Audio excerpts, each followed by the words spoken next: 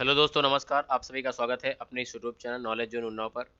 साथियों, हम लोग एसएससी जीडी 2023-24 के सामान्य अध्ययन की प्रीवियस ईयर एग्जाम जो हुआ था 2 फरवरी 2023 को, उसके क्वेश्चन करने वाले हैं। तो आपको परीक्षा से पहले इन सभी प्रश्नों को याद कर लेना अच्छे से, क्योंकि एसएससी का ज़्यादातर पेपर जो है वो क्वेश्चन रिपीट करते हैं। ठीक है, तो एसएससी में ज़्यादातर क्वेश्चन जो है रिपीट होते हैं, तो इसलिए आपको एक एक क्वेश्चन अच्छे से याद करना है, ताकि जो पिछले इसके पहले जो पेपर हुए हैं जीडी के, उसमें कौन कौन से क्वेश्चन आए थे, लेवल क्या था, किस टॉपिक से प्रश्न पूछे गए थे, तो आप अच्छे तरीके से ये चीज़ें जान सकते हो और अपनी तैयारी को बेहतरीन ढंग से कर सकते हो। तो चलिए स्टार्ट करते हैं हम लोग क्लास को स्टार्ट करने से पहले हम एक बात आपको बताना चाहते हैं। जो लोग हमारे चैनल पर नए हैं, चैनल को सब्सक्राइब जरूर कर लें, साथ में बेल आइकन प्रेस कर लें, ताकि जो भी अगली वीडियो अपलोड करें उसका नोटिफिकेशन आप तक पहुंचे सबसे पहले। चलिए स्टार्ट करते हैं।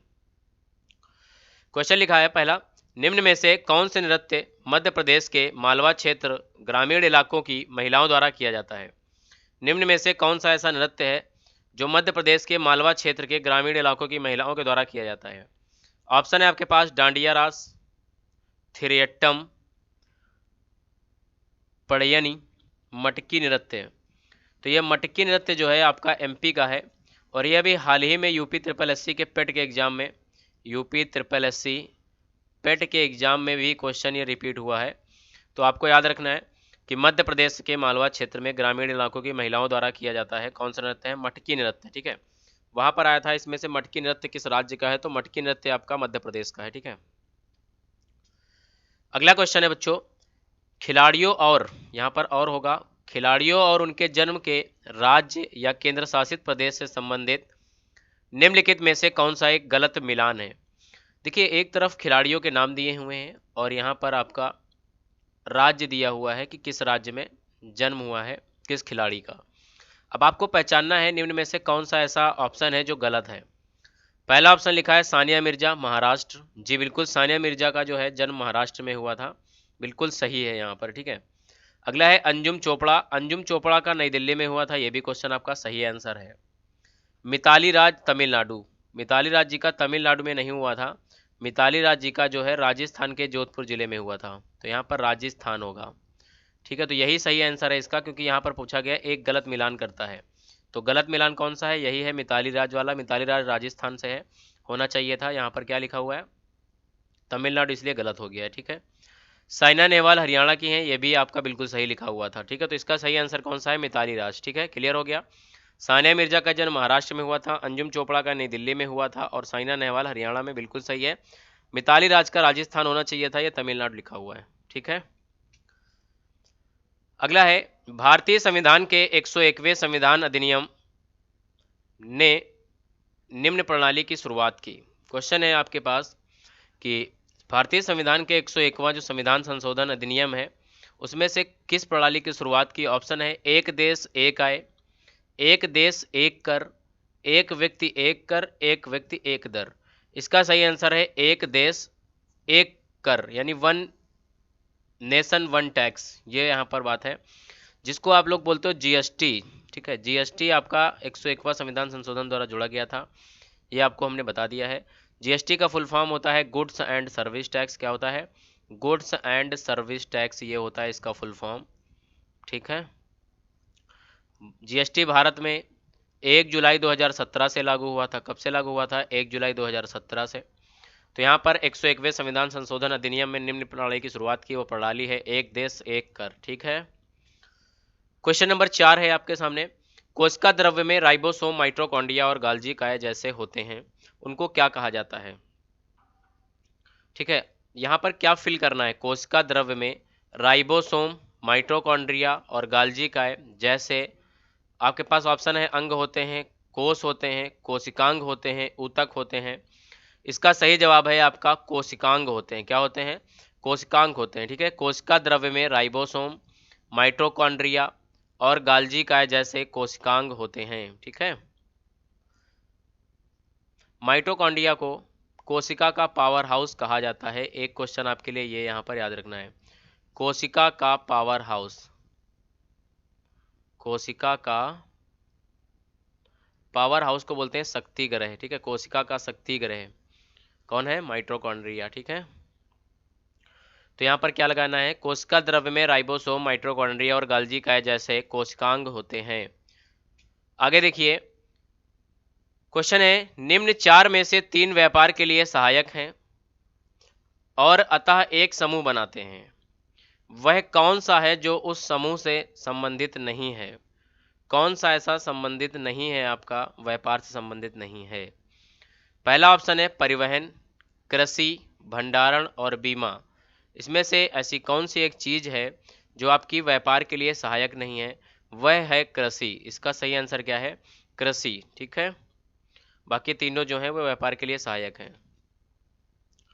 क्वेश्चन नंबर 6 है, गौतम बुद्ध के भक्तों द्वारा मनाई जाने वाली बुद्ध पूर्णिमा हिंदू माह में मनाई जाती है, तो हिंदू माह के किस महीने में मनाई जाती है? आपको ये बताना है कि गौतम बुद्ध के भक्तों द्वारा मनाई जाने वाली बुद्ध पूर्णिमा हिंदू माह फिल इन द ब्लैंक्स में मनाई जाती है। तो यहाँ आपको भरना है कि यहाँ पर कौन से महीने में, हिंदू माह के कौन से महीने में बनाई जाती है।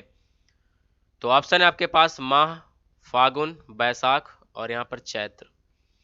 तो इसका सही आंसर है कि गौतम बुद्ध जी की जो बुद्ध पूर्णिमा बनाई जाती है वह हिंदू माह के बैसाख के महीने में बनाई जाती है। ठीक है, आपको बता दें हिंदी माह का पहला महीना चैत्र होता है और हिंदू माह के जो कैलेंडर होता है उसके अकॉर्डिंग अंतिम महीना आपका फागुन होता है। ये क्वेश्चन आपके लिए इंपॉर्टेंट है। आगे देखिए अगला क्वेश्चन है, सुनंदा नायर ने मुंबई विश्वविद्यालय से फिल इन द ब्लैंक्स नृत्य शैली में पीएचडी पूर्ण की। उनकी थीसिस इंट्रिंसिक लिरिकल फेमिनिज्म में था। यहाँ पर आपको बताना है कि सुनंदा नायर ने मुंबई विश्वविद्यालय से कौन सी नृत्य शैली में पीएचडी की थी, बस आपसे ये पूछा जा रहा है। बाकी आगे के क्वेश्चन से आपको कोई लेना देना नहीं है फिलहाल। तो यहाँ पर पूछा जा रहा है मुंबई विश्वविद्यालय से उन्होंने पीएचडी किया था, तो वो किस से रिलेटेड थी, यहाँ पर कौन सी नृत्य शैली है? कुचिपुड़ी, कथकली, मोहिनीअट्टम, भरतनाट्यम। तो यहाँ पर मोहिनीअट्टम बिल्कुल सही जवाब है। सुनंदा नायर ने मुंबई विश्वविद्यालय से मोहिनीअट्टम नृत्य शैली में पीएचडी पूर्ण की थी। अब आपको यहाँ पर 4 नृत्य दिख रहे हैं, इसमें से कौन सा नृत्य कौन से राज्य का है यहाँ पर हम आपको बता रहे हैं। जो कुचिपुड़ी है वो आंध्र प्रदेश का है, कुचिपुड़ी आपका आंध्र प्रदेश का है। कथकली आपका केरल का है, कथकली आपका केरल का है। मोहिनीअट्टम भी आपका केरल का है और भरतनाट्यम आपका तमिलनाडु का है। भरतनाट्यम कहाँ का है? तमिलनाडु का। ठीक है, आगे बढ़ते हैं। अगला क्वेश्चन है, बजरंग पुनिया ने किस टूर्नामेंट में दौलत नियाज बेकोव को हराकर कांस्य पदक जीता था? बजरंग पुनिया ने किस टूर्नामेंट में दौलत नियाज बेकोव को हराकर कांस्य पदक जीता था? ऑप्शन है आपके पास टोक्यो ओलंपिक 2020, एशियाई खेल 2014, राष्ट्रमंडल खेल 2014, लंदन ओलंपिक 2012। तो ये उस टाइम करंट का क्वेश्चन रहा होगा जब आपके पेपर में आया होगा। ठीक है, फिलहाल ये करंट का नहीं था क्योंकि 2020 का क्वेश्चन पूछा जा रहा और 2023 में पूछा गया, तो ये जीएसई मान के चलो बन गया। ठीक है, इतनी पुरानी करंट आपकी नहीं आने वाली है। तो बजरंग पुनिया ने किस टूर्नामेंट में दौलत नियाज बेकोव को हराकर कांस्य पदक जीता था? आपका सही आंसर होने वाला है टोक्यो ओलंपिक 2020। टोक्यो ओलंपिक 2020 में बजरंग पुनिया ने दौलत नियाज बेकोव को हराकर कांस्य पदक जीता था। आपको याद करना है, अच्छे से याद करना है, ये क्वेश्चन हो सकता है रिपीट कर जाए। अगला है, निम्न में कौन वाकाटक, क्या लिखा है? निम्न में से कौन सा वाकाटक राजवंश के संस्थापक है? वाकाटक राजवंश के संस्थापक कौन थे आपसे पूछा जा रहा है। परवर सेन द्वितीय, परवर सेन प्रथम, विंध्य शक्ति, प्रभावती गुप्त। ऑप्शन इसका सही आंसर है विंध्य शक्ति। विंध्य शक्ति जो है वाकाटक राजवंश के संस्थापक है। कौन है? विंध्य शक्ति जो है वाकाटक राजवंश के संस्थापक थे। ठीक है, आगे देखिए अगले क्वेश्चन की ओर बढ़ते हैं। विकास की स्थिति के आधार पर संसाधनों का वर्गीकरण किस प्रकार किया जाता है? क्या पूछा जा रहा है? विकास की स्थिति के आधार पर संसाधनों का वर्गीकरण किस प्रकार किया जाता है? ऑप्शन है आपके पास वैयक्तिक, अंतरराष्ट्रीय और राष्ट्रीय। दूसरा ऑप्शन है संभावित विकसित स्टॉक और संचित कोष। तीसरा है नवीकरणीय और गैर नवीकरणीय, जैविक और अजैविक। तो इसका सही आंसर है संभावित विकसित स्टॉक और संचित कोष। क्या है? विकास की स्थिति के आधार पर संसाधनों का वर्गीकरण किस प्रकार किया जाता है? तो संभावित, फिर उसके बाद विकसित स्टॉक और संचित कोष के आधार पर किया जाता है इसका वर्गीकरण। ठीक है, अगला क्वेश्चन आपसे पूछा जा रहा है, भारतीय संविधान में किस अनुच्छेद के तहत मौलिक कर्तव्यों को परिभाषित किया गया? क्या पूछा जा रहा है? भारतीय संविधान के किस अनुच्छेद के तहत मौलिक कर्तव्यों को परिभाषित किया गया?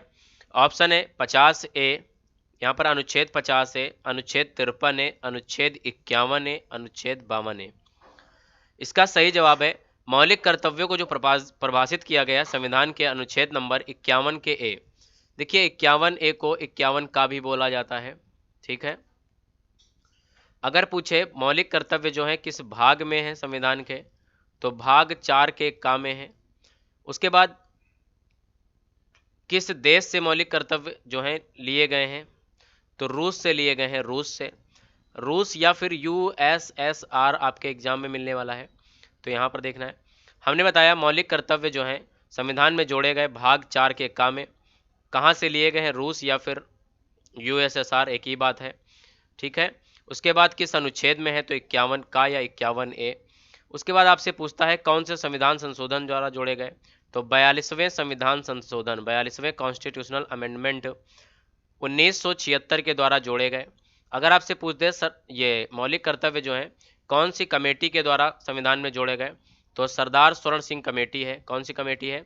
सरदार स्वर्ण सिंह कमेटी, सरदार स्वर्ण सिंह कमेटी। ठीक है, आगे बढ़ते हैं अगले क्वेश्चन की ओर। क्वेश्चन नंबर 12 है आपका, करेंसी नोट और सिक्का को, यहाँ पर होना चाहिए करेंसी नोट और सिक्कों को। ठीक है, करेंसी नोट और सिक्कों को कागजी इन्हें कहा जाता है। करेंसी नोट और सिक्कों को कागजी मुद्रा कहते हैं, इन्हें डैश भी कहा जाता है। क्या कहा जाता है यहाँ पर पूछना है आपसे। करेंसी नोट और सिक्कों को कागजी मुद्रा कहते हैं, इन्हें भी कहा जाता है। क्या कहा जाता है? पट्टा विलेख, कानूनी निविदा, ऋण विलेख, कानूनी अनुबंध। तो इसका सही आंसर है कानूनी निविदा। करेंसी नोट और सिक्कों को कागजी मुद्रा कहते हैं, इन्हें कानूनी निविदा भी कहा जाता है। क्या कहा जाता है? कानूनी निविदा। ठीक है, आगे बढ़ते हैं अगले क्वेश्चन की ओर। क्वेश्चन नंबर 13 है आपका, वॉशिंग सोडा का रासायनिक सूत्र क्या है? देखिए वॉशिंग सोडा का मतलब होता है, वॉशिंग सोडा जो होता है कपड़े धोने वाला सोडा, यहाँ पर पूछ रहा है आपसे। तो वॉशिंग सोडा का रासायनिक सूत्र क्या होता है आपसे पूछ रहा है। तो यहाँ पर ऑप्शन है N2SO4 CaOH का होल ट्वाइस, Na2CO3.10H2O, NaSCO3।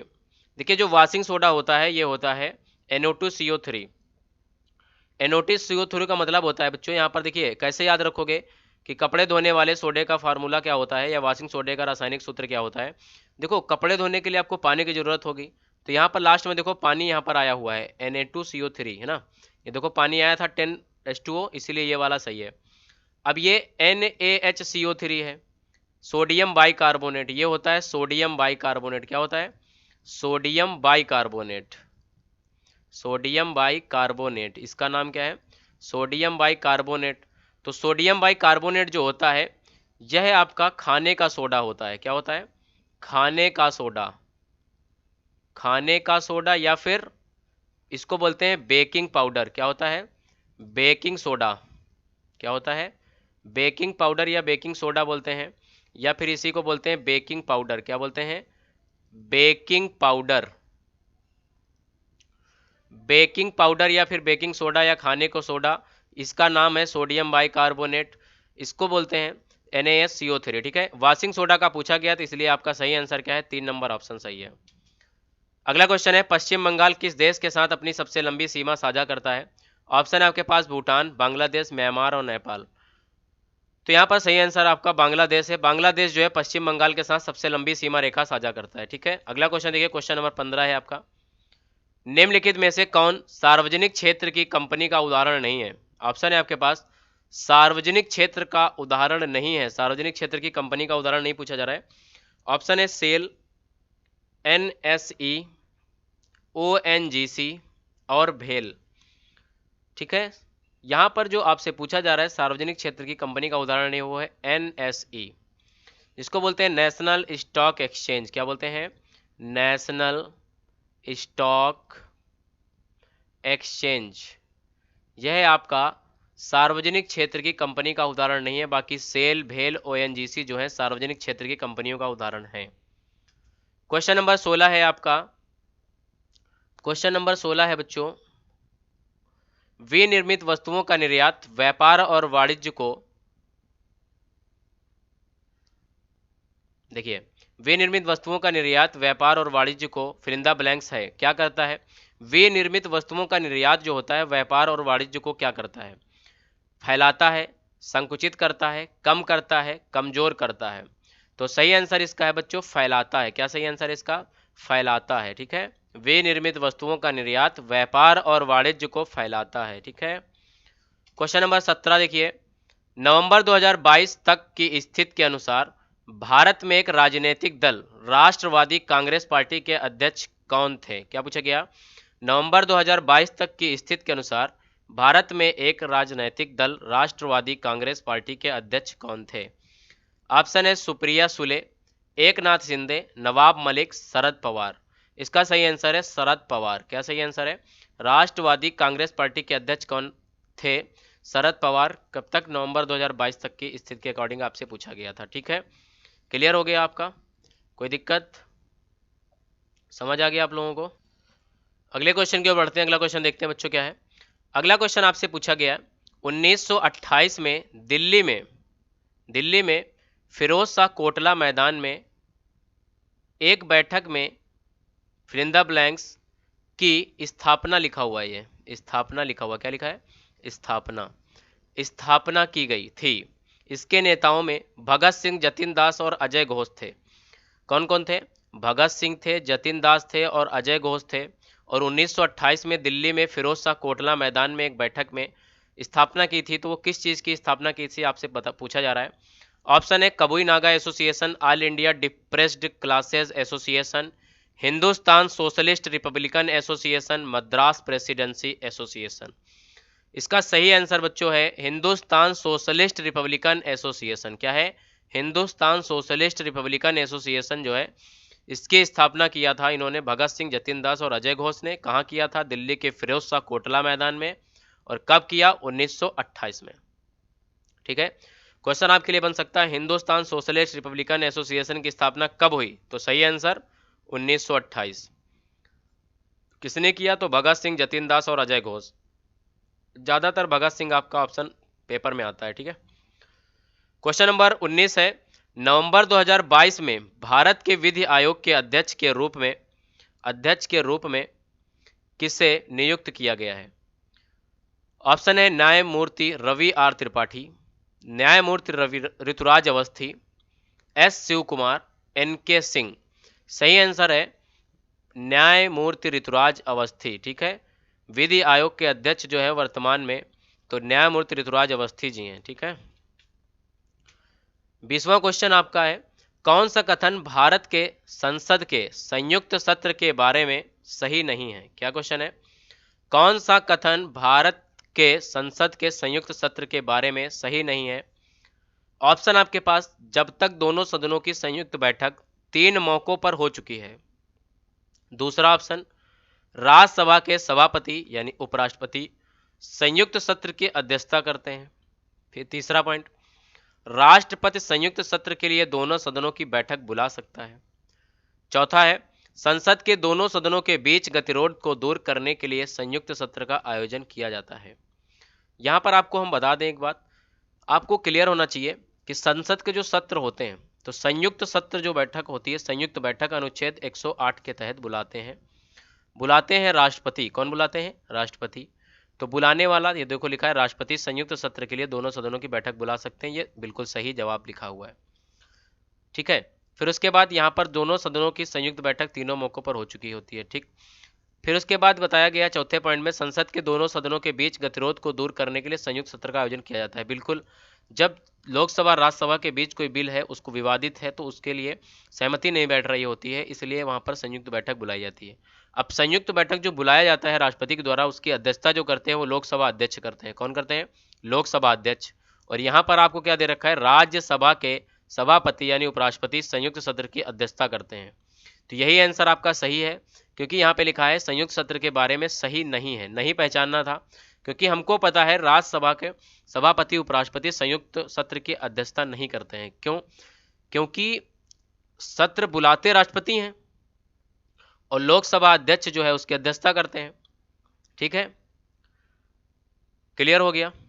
और यहाँ पे लिखा है सभापति उपराष्ट्रपति होते हैं राज्यसभा के, तो उपराष्ट्रपति अध्यक्षता नहीं करते हैं, इसलिए आपका सही राज्यसभा की देखो अध्यक्षता जो है वो करते हैं, सभापति उपराष्ट्रपति होते हैं, इसलिए राज्यसभा की अध्यक्षता तो करते हैं, लेकिन संयुक्त बैठक की अध्यक्षता नहीं कर सकते। संयुक्त बैठक की अध्यक्षता लोकसभा अध्यक्ष करते हैं। ठीक है, क्योंकि जो उपराष्ट्रपति होते हैं राज्यसभा के सदस्य नहीं होते हैं, ये भी याद रखिएगा। तो आज की क्लास कैसी लगी दोस्तों आपको? अगर अच्छी लगी हो तो लाइक करिएगा, चैनल पर नए हो तो चैनल को सब्सक्राइब जरूर कर लीजिएगा, साथ में बेल आइकन प्रेस कर लीजिएगा। और अपना सुझाव, किसी भी तरीके का कोई सुझाव है आपका तो हमें कमेंट करके जरूर बताएं। और इस वीडियो को ज़्यादा से ज़्यादा अपने दोस्तों में शेयर करें, ताकि जिन लोगों को एग्जाम होने वाला है उन लोगों के लिए ये अच्छी क्लास साबित हो सके, ताकि वो अपने एग्जाम में अच्छे से अच्छा स्कोर कर सकें। और आपके लिए एक जानकारी हम बता दें कि यूपी पुलिस की जो भर्ती है यूपीपी की, वो भर्ती जनवरी में शायद आ जाएगी। आज देखिए आप स्पोर्ट कोटे से यूपी पुलिस की भर्ती जो होने वाली है, तो स्पोर्ट कोटे वाली भर्ती जो है आज से ऑनलाइन एप्लीकेशन फॉर्म भरना स्टार्ट हो चुके हैं। अब बहुत जल्द आपकी यूपीपी कांस्टेबल, सिविल जो होता है सिविल कांस्टेबल, और उसके बाद पीएससी की भर्ती, एसआई की भर्ती, एएसआई की भर्ती, सारी भर्ती जल्द से जल्द आने की संभावना है। क्योंकि यूपीपी जो है एग्जाम अभी रेडियो ऑपरेटर का कराएगा, जनवरी में डेट आ ही चुकी है। तो यहाँ पर यूपीपी जो है अपनी नींद से जाग चुका है, आयोग जो है अपना एग्जाम अब कराएगा और भर्ती भी क्लियर कराएगा। इसलिए आप लोग तैयारी में जुट जाइए, और जिसका एसएससी जीडी का एग्जाम लगा हो वो लोग तो तैयारी कर ही रहे होंगे। और प्रीवियस ईयर की क्लास की प्रैक्टिस हम कराते हैं डेली, तो आप आसानी से अच्छे नंबर्स ला सकते हो अपने एग्जाम में, अपनी तैयारी को परख सकते हो कि आपकी तैयारी कितनी है। तो दोस्तों चलते हैं हम लोग, यहीं पर अपनी क्लास को समाप्त करते हैं। आज की क्लास यहीं तक थी, 20 क्वेश्चन थे, 20 क्वेश्चन हमने करा दिए हैं। मिलते हैं एक नई वीडियो के साथ, नई क्लास के साथ। धन्यवाद सभी साथी, जय हिंद, जय भारत।